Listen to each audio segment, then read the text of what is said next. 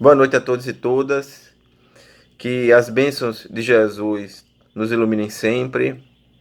Eu sei que todos nós estamos com muitas saudades aí da casa, do Ermelinda Lopes, desse centro espírita iluminado, que todos nós sentimos muita falta do abraço, da aproximação, da troca de energias. Isso é de extrema importância, mas nesse momento em que nós somos convidados ao recolhimento, ao nosso templo interior, e é esse o convite que o mundo espiritual nos faz agora, a nossa colaboração para que possamos passar por todo esse processo com aprendizagem, fornecendo a própria espiritualidade através da prece, através das vibrações. Muito otimismo. Eu tenho muito otimismo em relação a todo esse processo. Eu tenho certeza que nós vamos enxergar um mundo melhor no futuro. Eu tenho usado às vezes essa frase de uma música de Lulu Santos em que ele diz assim: eu vejo um mundo melhor no futuro, e nós enxergamos isso também. Nós enxergamos isso porque a humanidade, que já passou por diversos flagelos, por muitas pandemias, por muitos processos, hoje se encontra numa situação muito diferente. Por todos os períodos em que passou, por peste negra, a injustamente chamada gripe espanhola, porque ela não surgiu na Espanha. Alguns pesquisadores dizem que ela realmente surgiu nos Estados Unidos. E como a Espanha fazia a maior parte da divulgação, porque outros países eles escondiam esse surto, aí ela ficou conhecida como gripe espanhola. Mas todos esses processos que aconteceram no passado não tinham a comunicação tão perfeita que existe hoje. Não tinha uma tecnologia, não tinha as oportunidades que nós temos hoje. Todos esses processos que a humanidade passou foram importantes, sim. Nada acontece fora dos desígnios divinos. Tudo está dentro das leis divinas. Nesse momento nós não podemos nos precipitar e achar ou confundir que o Covid é o processo inicial da regeneração. Isso aí não é verdade. O Covid é um processo, sim, de início de um acontecimento que vai causar uma grande transformação, acredito. E acredito até porque o homem vai perceber que o maior investimento que ele pode fazer para preservar a vida na Terra não é em armas nucleares, não é em armas de destruição em massa, é em ciência, é em medicina, é em educação, é melhorar a qualidade de vida das pessoas. E é isso que nós precisamos compreender como uma necessidade em todos os processos que vivenciamos. A espiritualidade, ela sempre está presente conosco em todos esses momentos. Nesse instante, ela nos convida ao recolhimento do tempo interior. E nós vamos iniciar a nossa conversa hoje com uma prece. Nós fizemos essa pequena abertura, mas nós vamos fazer a nossa prece, porque é através da prece que nós nos fortalecemos em todos os momentos de nossas vidas. Então eu vou pedir a todos vocês que nos escutam nesse instante que possamos, aqueles que estiverem em alguma fazer que não puderem parar, se concentrem na prece mentalmente. Para a prece você não precisa de nenhuma fórmula mágica, nada de especial. Ah, eu tenho que fechar os olhos, eu tenho que me deitar, eu tenho que me sentar, eu tenho que me ajoelhar. Você não tem que nada. Você simplesmente precisa permitir que a espiritualidade entre no seu coração, e para ela entrar em seu coração, você precisa deixar as portas do seu coração abertas.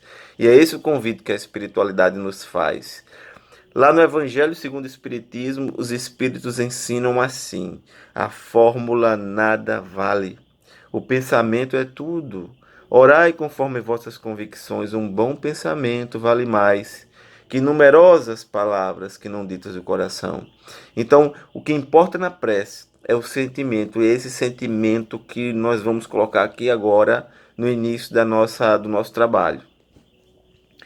Querido Jesus, pedimos a tua divina inspiração, a tua divina assistência para todos que passam por dificuldades nesse momento, aqueles que estão na linha de frente, trabalhando a serviço do teu evangelho de forma incansável.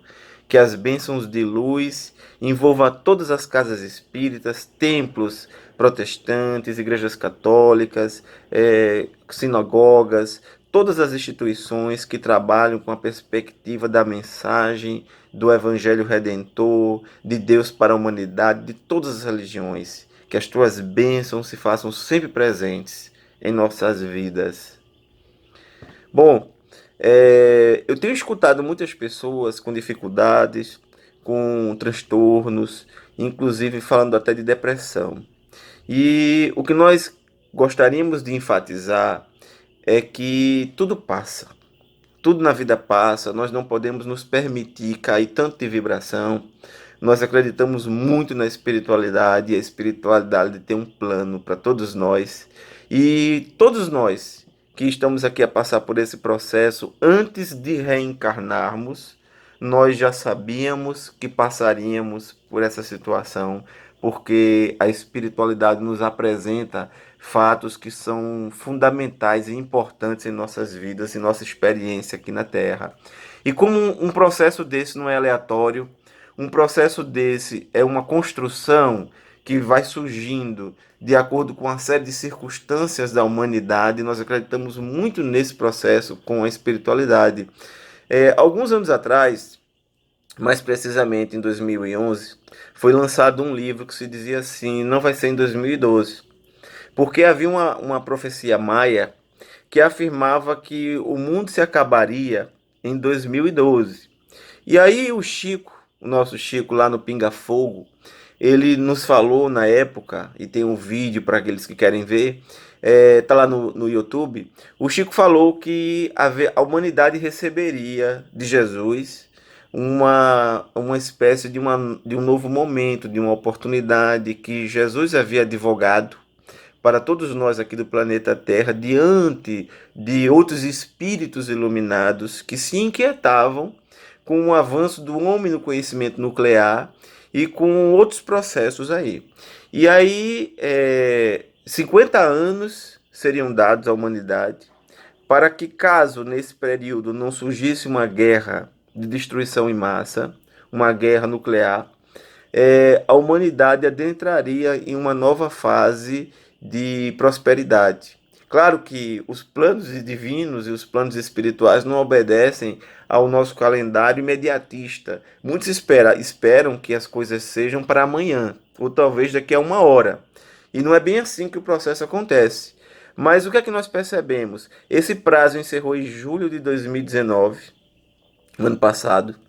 E é interessante porque, fazendo alguns cálculos, nós vamos perceber que o prazo era até julho de 2019.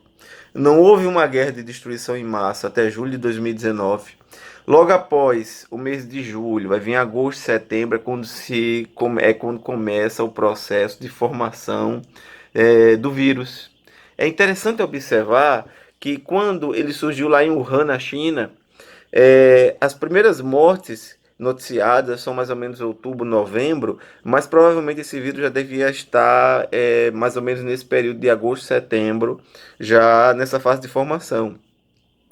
E é justamente após o período trabalhado e discutido por Chico naquele pinga-fogo, onde ele falou acerca desse processo. E é interessante que o próprio Chico, segundo alguns amigos, ele não acreditava que a humanidade passasse 50 anos sem uma guerra de destruição em massa. Ele achava que era forte a possibilidade de, até por algum erro, surgir uma guerra de destruição em massa assim.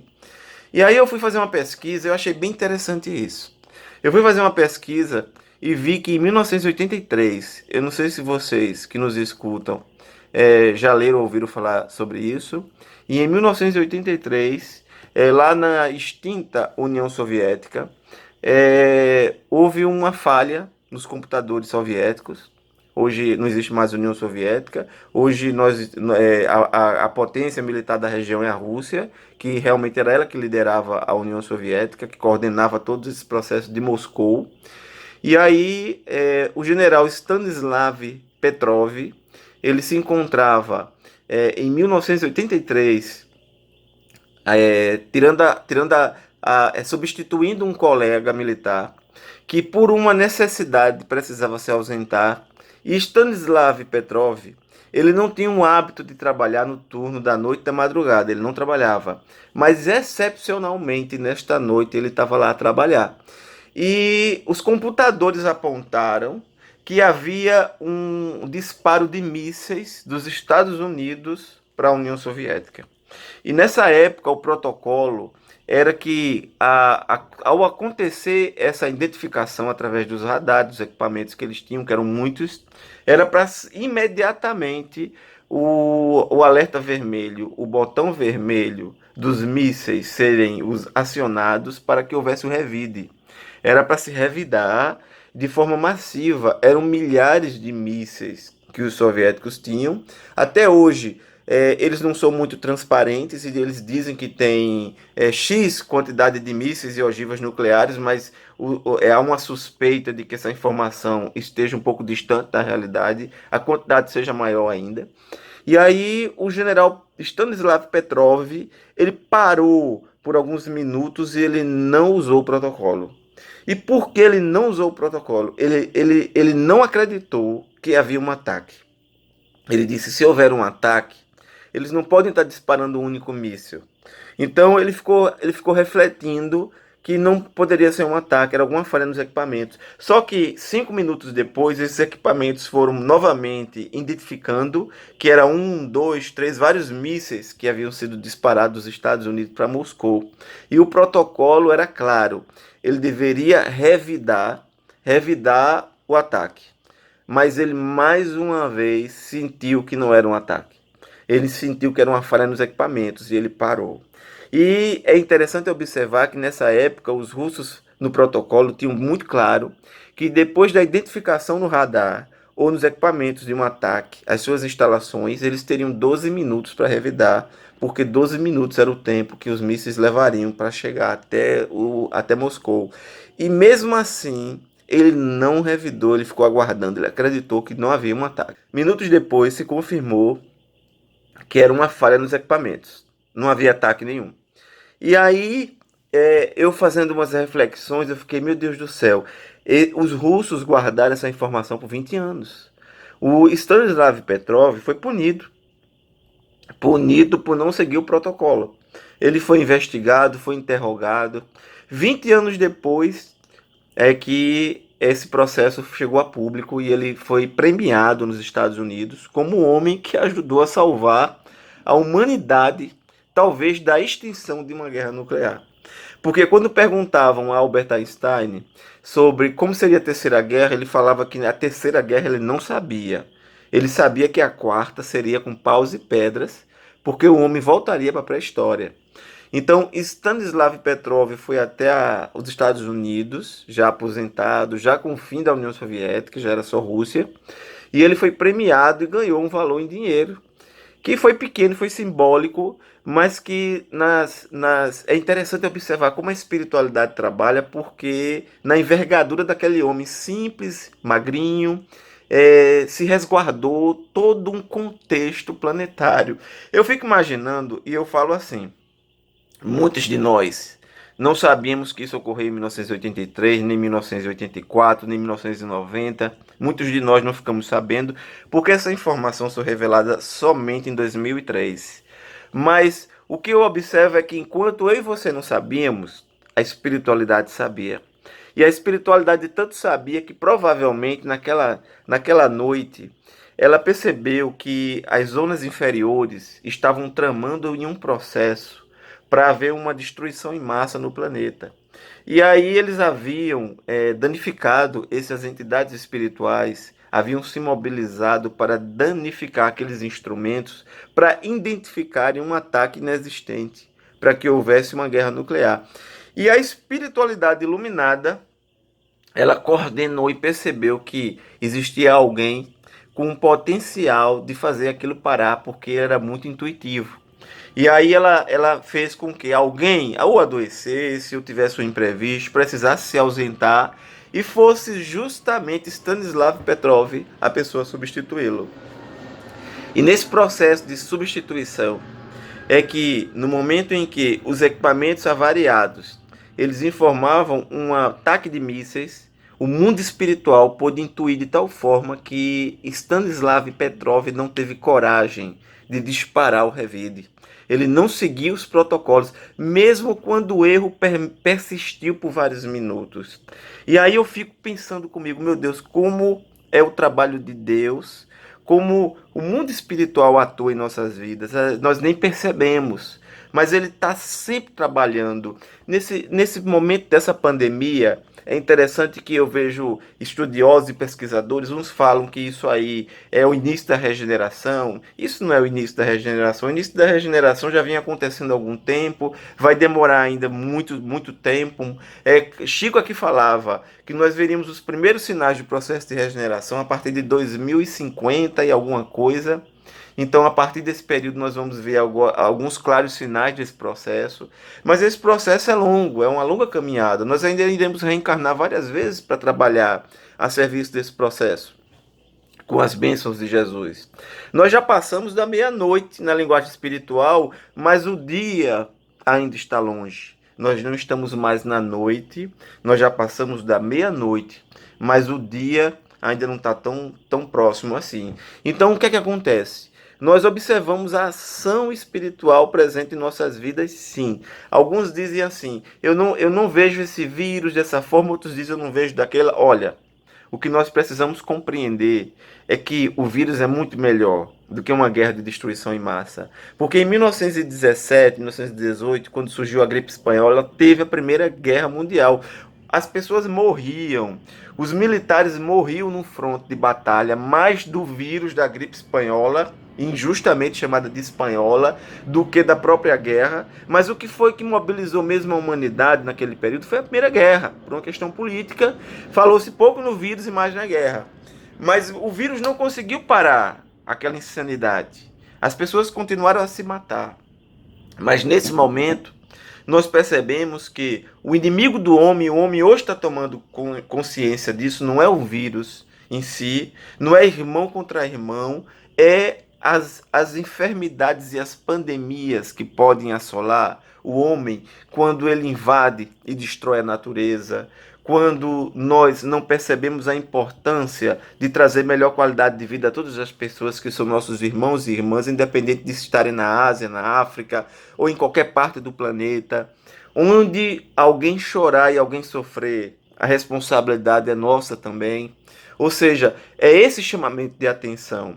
Nós vamos encontrar agora, nesse momento, essa questão dessa luta racial nos Estados Unidos, onde um norte-americano chamado George Floyd, ele desencarna sobre violência policial. Violência tão comum no Brasil, que acontece diariamente em várias cidades e praticamente pouco repercute, não é? Pouco repercute aqui no país, mas que diante do advento das gravações por celulares tem surgido isso de forma mais frequente e as investigações só surgem a partir dessas gravações.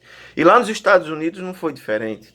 Então, quando George Floyd estava ali subjugado, sob três oficiais ali, três militares americanos, e um deles com o joelho no seu pescoço, ele falando aquelas palavras que marcam as pessoas, porque ele diz: eu não consigo respirar. E é interessante que o eu não consigo respirar de George Floyd, ela tem tudo a ver com o eu não consigo respirar das pessoas que nesse momento estão desencarnando vítima do Covid.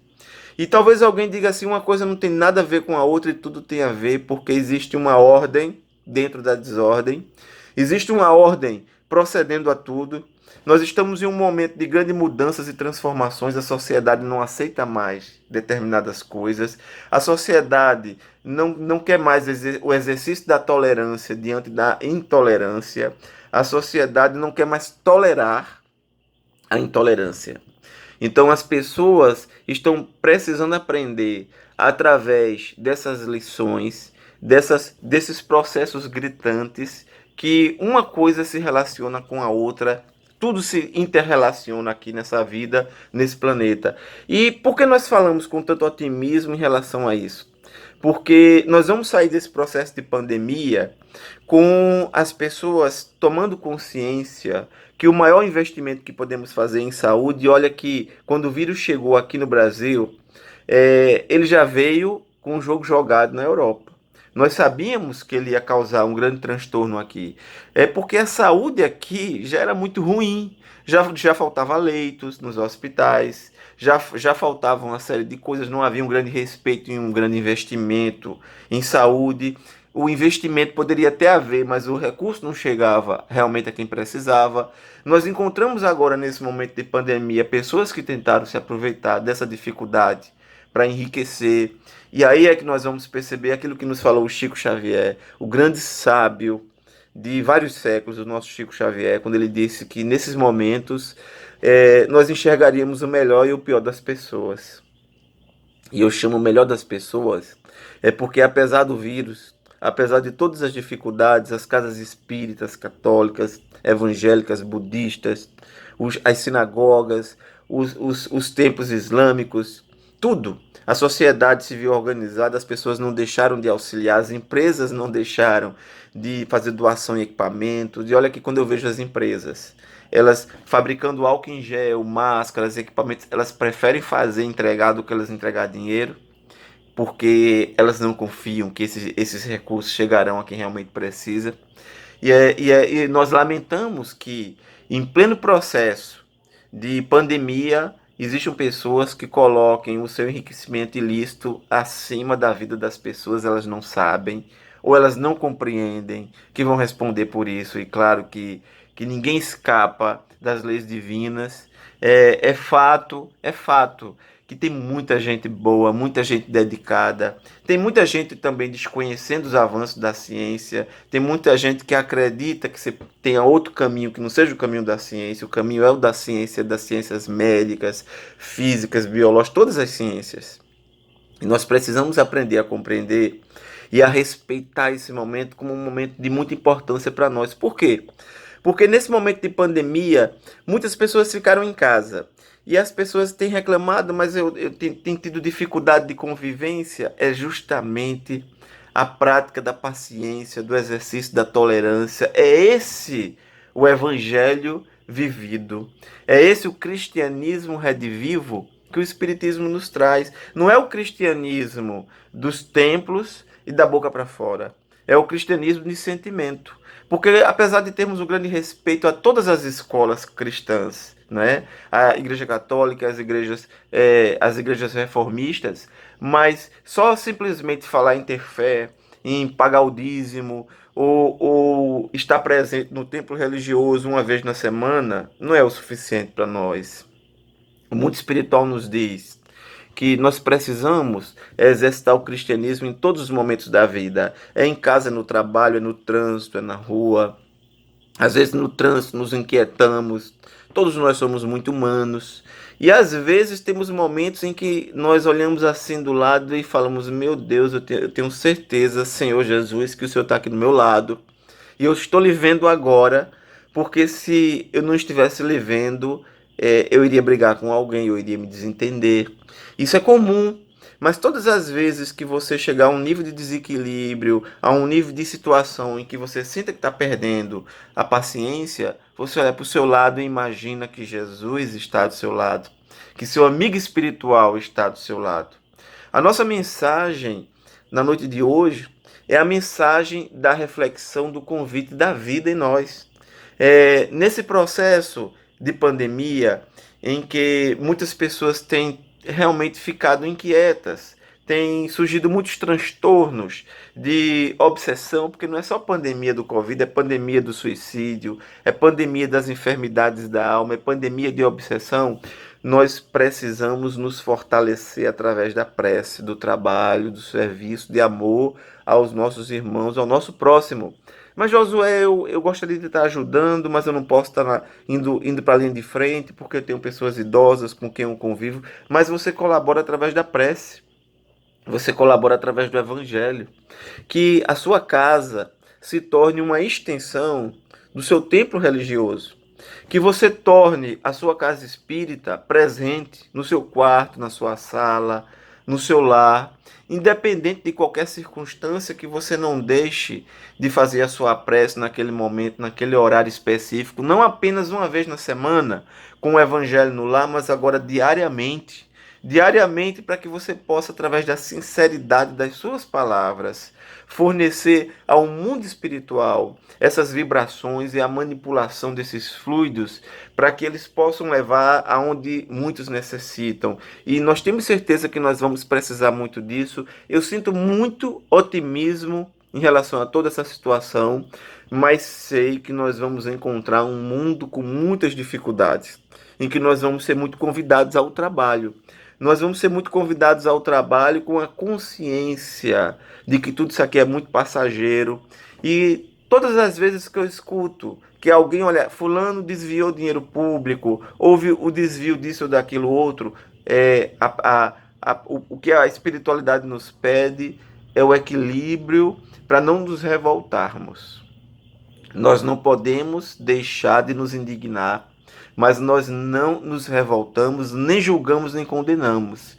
As autoridades responsáveis que analisem, que julguem, nós precisamos colaborar através da prece, do exercício da prática da cidadania, do melhor que nós podemos fazer nesse momento, sem condenações prematuras, porque nós não sabemos nesse meio de fake news o que é verdade e o que é mentira, mas o que nós precisamos ter a certeza é que as verdades do evangelho jamais passarão.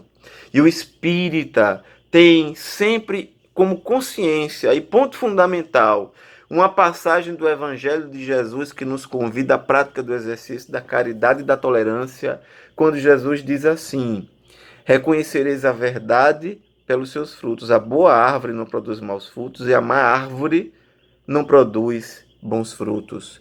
Nós reconheceremos a verdade, nós reconheceremos a boa árvore através da qualidade dos seus frutos. Nós não somos os donos da verdade. A verdade é de ninguém e é de todos. Mas nós precisamos compreender a importância do equilíbrio interior. Eu tenho falado em algumas lives que nós temos feito que é interessante observar que nós chegamos em muitas casas espíritas e as pessoas, quando nós íamos às casas espíritas, estavam funcionando e falavam assim: existe vida após a morte? E nós sempre falamos que a vida após a morte é uma certeza. Não é uma suposição, é uma certeza. Mas nós precisamos nos conscientizar que existe vida antes da morte. É essa consciência que a espiritualidade nos convida. Emmanuel tem uma mensagem que se chama Existimos. É uma mensagem linda, está lá em Palavras de Vida Eterna. E na mensagem Emmanuel diz assim: a pedra existe, o vegetal existe, o animal existe. No entanto, nós não podemos só existir. Nós precisamos aprender a viver. E é aprendendo a viver através da prática do Evangelho, porque o Evangelho deve ser o norte em nossas vidas.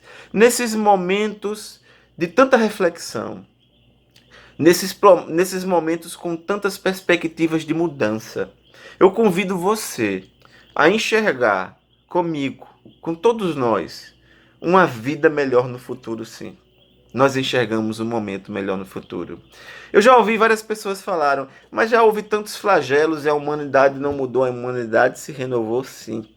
Nós não podemos contabilizar como ela teria se transformado se esses flagelos não tivessem surgido. Por isso nós convidamos você a ir lá no Livro dos Espíritos, pergunta 737, flagelos destruidores. E os Espíritos respondem 1857. Vejam só, bem antes da pandemia da gripe espanhola. Em 1857, quando havia, na época, uma epidemia de cólera. Se eu não me engano, era cólera. E Kardec fala sobre isso na Revista Espírita.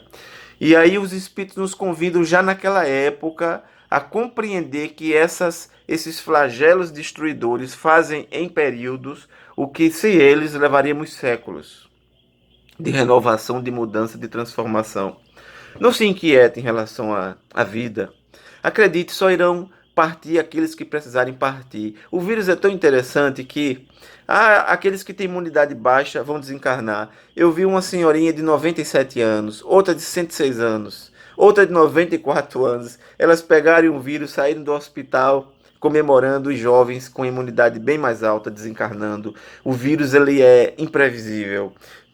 Crianças raramente sofrem com o vírus, mas jovens, 20, 17, uma mãe se internou com a filha, a mãe com 54, a filha com 17, a mãe com pressão alta, a filha sem nenhuma enfermidade, a mãe saiu do hospital e a filha desencarnou. Nós não falamos isso em tom de falar isso aí foi bom, não, de jeito nenhum. Nós sabemos que é muito difícil para aqueles que perdem seus entes queridos, mas nós queremos enfatizar aqui que esses entes queridos estão sendo muito assistidos, são muito bem recebidos na espiritualidade, e aqueles que ficam na linha de frente, na luta, no trabalho, nós vamos esperar uma humanidade, com certeza, uma humanidade amanhã, melhor do que hoje, que as bênçãos de Jesus possam iluminar a sua vida, as nossas vidas, que a sua família, na sua casa, mesmo nesse período em que as pessoas estão começando a retornar em alguns afazeres, nós convidamos você a não facilitar.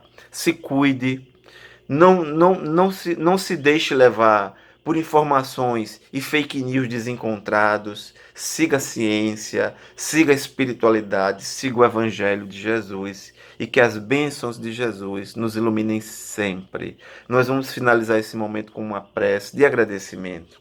Agradecendo a Deus pela oportunidade da vida e agradecendo a Deus pela oportunidade do trabalho, da informação, do conhecimento do seu Evangelho, que nos dignifica tanto.